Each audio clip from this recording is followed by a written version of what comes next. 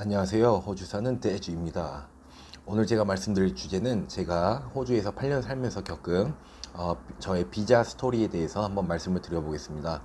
워킹부터 세컨 비자, 그 다음에 학생 비자를 거쳐서 졸업생 비자, 그 다음에 TSS 스폰서까지 세 번의 고비가 있었어요. 그에 따른 스토리를 한번 썰을 풀어볼 테니까 여러분들도 비자 진행을 하고 있다면은 그냥 참고하시면서 혹시나 모를 저 같은 경우를 피해 가셨으면 좋겠습니다. 그런 우여곡절 많았던 세 번 다 쉽지 않았어요. 이 스토리를 말씀드려 보겠습니다. 그럼 렛츠 고! 자, 첫 번째로는 바로 워킹 홀리데이에서 세컨 비자로 넘어갈 때였어요. 그때 제가 이제 아무 생각 없이 워킹을 먼저 왔다가 8개월을 소진을 한 후에 생각이 든 거죠.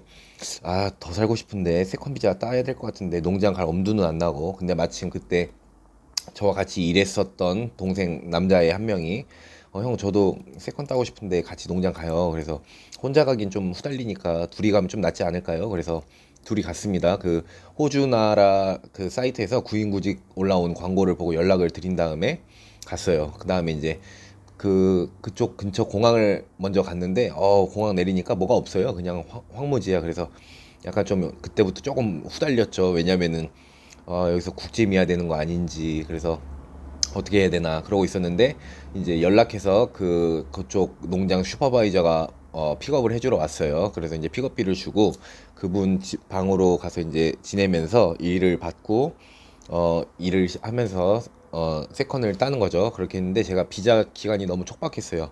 워킹 만료까지 한 4달, 4달 반 있었나?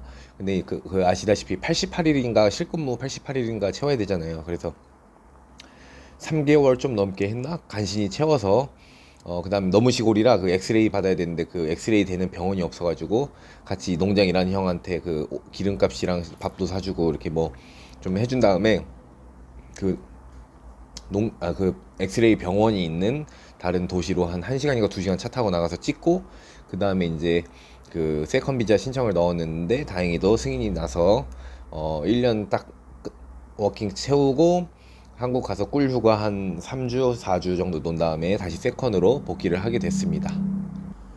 자, 그 후로 약 3년이 흐르고 이제 두 번째 고비가 찾아옵니다. 바로 제가 르꼬로동 블루를 진짜 천신만고 끝에 피똥 싸서 간신히 졸업을 마치고 이제 졸업 비자를 넣어야 되는 상황이었어요. 근데 제가 그때 이제 학교 끝났을 때가 12월인가 그래가지고 그 일하던 데가 엄청 바빴거든요.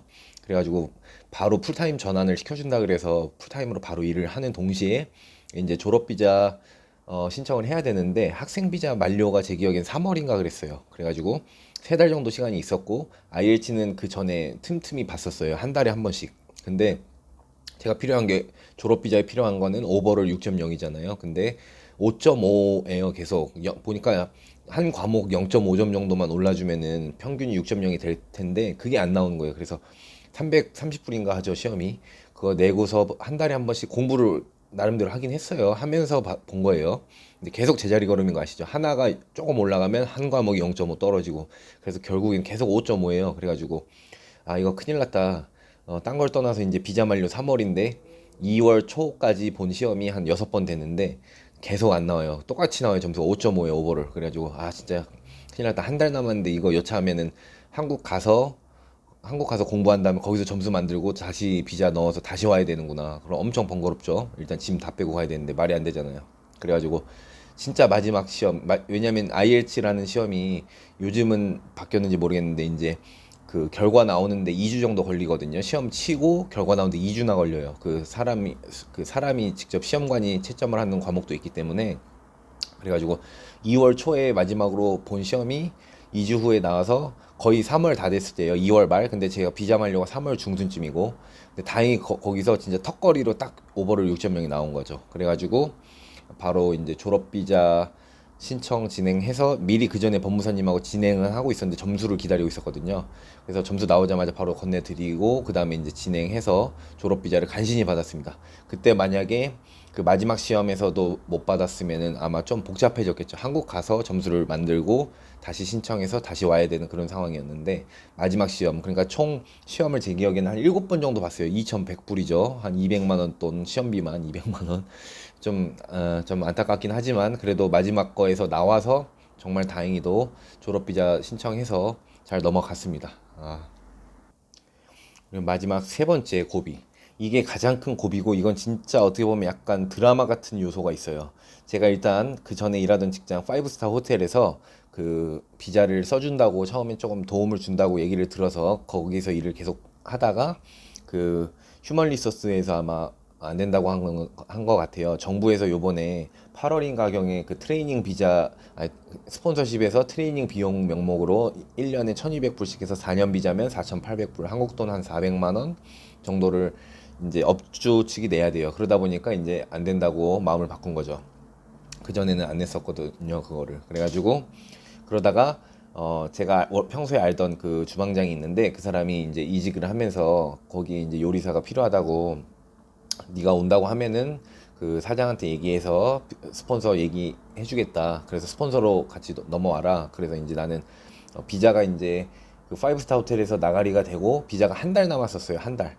5주 정도 정확히 하면 5주 정도 남았는데 지금 고비잖아요. 5주 후면은 이제 비자가 없었어요. 그때 당시에. 그래서 고민이 많았던 게 학생 비자를 다시 연명하느냐 아니면은 그래서 이제 학생 비자로 일을 하면서 파트타임으로 일을 해서 경력 반씩 채워서 2년 경력을 찍고 그러는 도중에 스폰서를 찾느냐 되게 힘든 상황이죠. 경력도 채워 있는데 스폰서도 찾아야 되고 거의 힘든 상황이었고 다른 옵션은 이제 미국으로 J1 인턴십 비자라는 게 있더라고요. 그걸로 해서 5스타 호텔 같은데 1년 더 미국 경험도 해볼 겸 그냥 겸사겸사 가느냐. 근데 그것도 쉽지 않은 선택인 게 호주 생활이 지금 이미 한 7년, 8년 넘어가는데 이 살림살이랑 이런 거 다 접고서 또 인맥들도 다 있는데 이걸 다 접고 다시 미국으로 갔다가 여기로 오는 거 자체가 쉽지 않죠. 번거롭죠, 일단.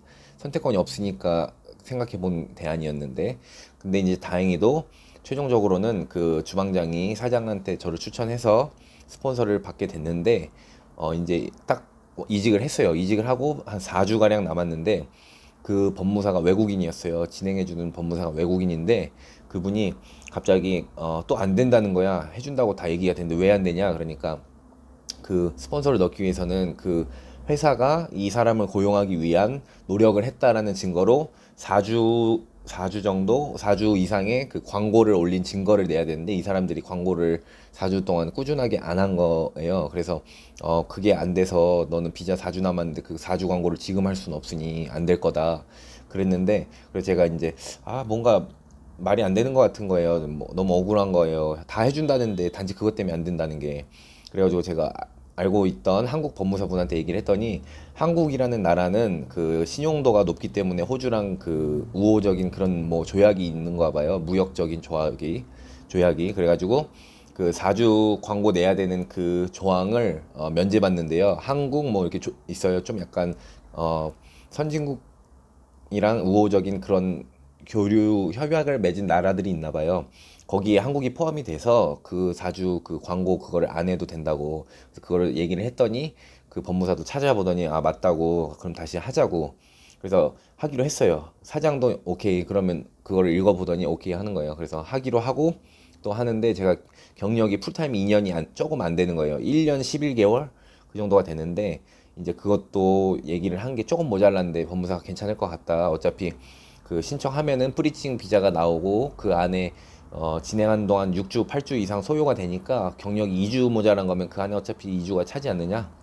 그래서 그것도 이제 걱정을 했던 부분인데 다행히 신청을 하고 한 6주, 7주 후에 승인이 바로 났어요. 별 아무 문제 없이 승인이 바로 났고 거기서 이제 진짜 하느님 감사합니다 하고 기도를 했죠. 왜냐면은 고비가 많았거든요. 써준다고 했었는데 비자를 그 4주 광고 그것 때문에 안 된다고 나가리가 될 뻔하다가 그거를 이제 한국인 법무사분이 도와주셔서 그 한국은 면제가 되는 조항을 알았고 그다음 그거를 얘기했더니 외국인 법무사에게 찾아보니까 맞다고 해서 그다음에 이제 다시 경력이 2년 모자란 것도 약간 좀 그랬죠. 왜냐 엄격하게 심사를 해서 만약에 경력도 안 된다 이러면 안 되는 거니까. 근데 다행히 그것도 무난히 넘어가서 승인이 바로 났습니다. 그리고 지금은 이제 그 TSS 비자 미드텀으로 펍에서 일을 하고 있고요.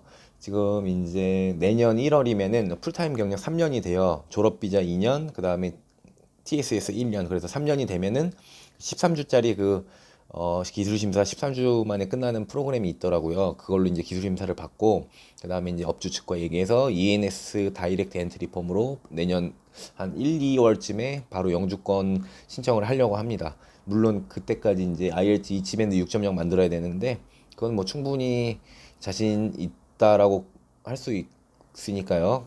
그 이치 6.0 만들고 내년 2월, 3월쯤에 영주권 신청하면 그게 뭐 가장 여태까지 한 비자 진행 중에 가장 중요한 거죠. 거의 마지막 완결이니까요. 그거 하고 이제 그 영주권 나오는 거 뭐 1년, 2년 기다리면서 일하고 있으면은 그거 영주권까지 딱 나오면 이제 제 비자 역사가 히스토리가 마무리가 되는 겁니다. 여기서 제일 기쁜 날이겠죠. 그날을 기다리면서 열심히 일하고 영어 공부하고 해야겠죠. 호주에서 이제 영주권이나 뭐 워킹 홀리데이 하다 못해 뭐 세컨 비자, 학생 비자, 뭐 졸업 비자, 아니면 독립기술 이민 등등등 준비하시는 분들 많으실 텐데 다들 마음고생 많고 몸고생 많은 거 알고 있습니다. 그리고 비용도 많이 들지, 영어 준비해야지, 일해야지 정말 쉽지 않잖아요. 그러는 와중에 비자법도 수시로 바뀌어 버리고 근데 어쨌든 다들 저도 아직 갈 길이 많이 남았지만 화이팅 하시고 끝까지 묵묵하게 밀고 나가다 보면은 결실을 맺지 않을까 싶습니다. 화이팅 하시기 바랍니다. 그럼 다음에 보시고 오늘 영상이 혹시 재밌으셨거나 도움이 되셨다면 구독 좀 부탁드립니다. 진짜 100명 넘었는데 진짜 제발요.